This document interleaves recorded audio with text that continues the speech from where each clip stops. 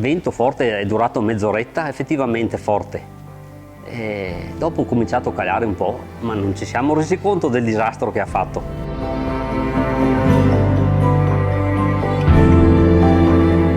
In mezz'ora di vento sono spariti tutti. È stato un trauma non indifferente che ancora si paga anche adesso.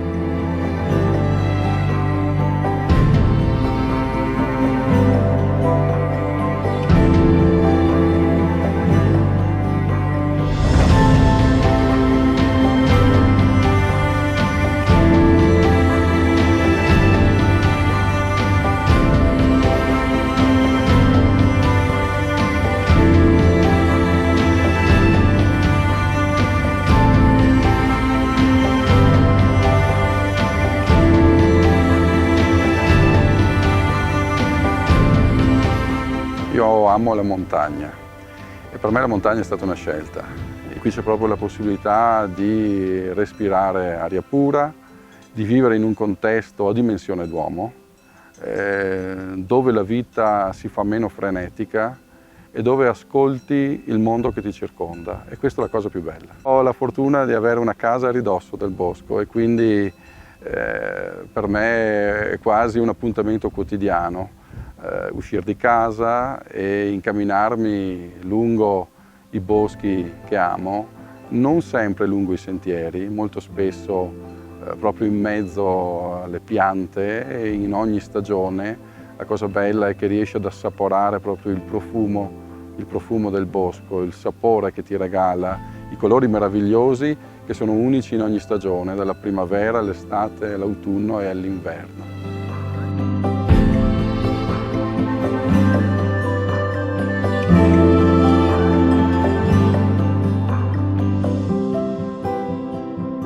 La mia esperienza di ristoratrice parte da quando ero bambina, per cui ho adesso 47 anni e noi abbiamo sempre avuto un ristorante in montagna, non questo ma un ristorante che era un po' sopra questo, che mia mamma l'ha tenuto per 20 anni.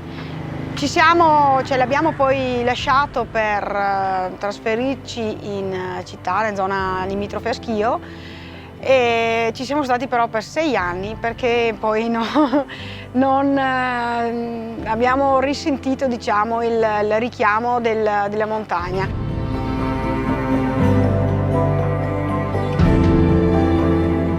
Cercavamo un posticino carino, un po' al di fuori dalle solite rotte turistiche, per aprire una piccola struttura ricettiva. C'era il cartello vendesi su questo stabile, ci hanno spiegato che era una scuola e già lì insomma ci si è un po' aperto il cuore, siamo entrati nel cortile e ci siamo innamorati insomma subito del posto, di dove si trovava, della vista, e così abbiamo chiesto informazioni, l'abbiamo visitato e in una settimana abbiamo deciso di comprarlo e questa è stata appunto la spinta che ci ha portato a venire a vivere proprio qui in queste zone, dalla pianura dove abitavamo prima, fra Mestre e Treviso.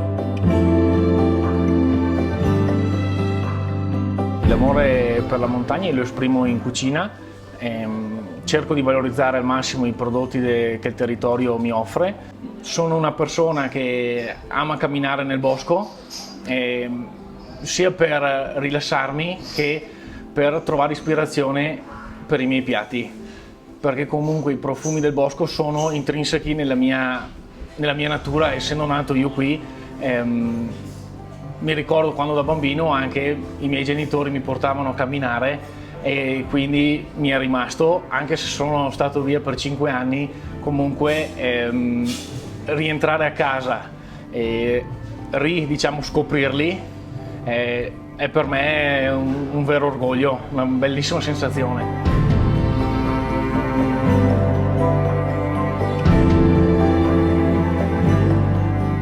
L'arte, la scultura per me, il fulcro fondamentale è quello del rapporto uomo-natura.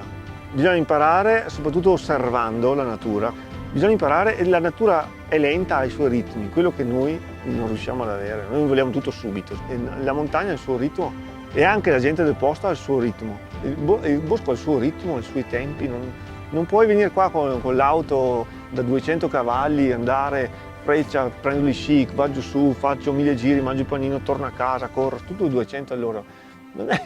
Quello non è il ritmo della montagna.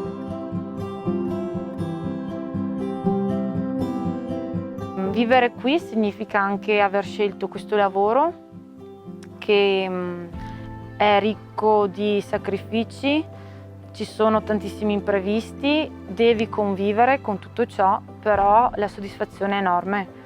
Io vedo che qui c'è il mio futuro e la mia terra è anche... Vivere qui è una scelta intanto, perché ci sono tantissime persone che si trasferiscono in città.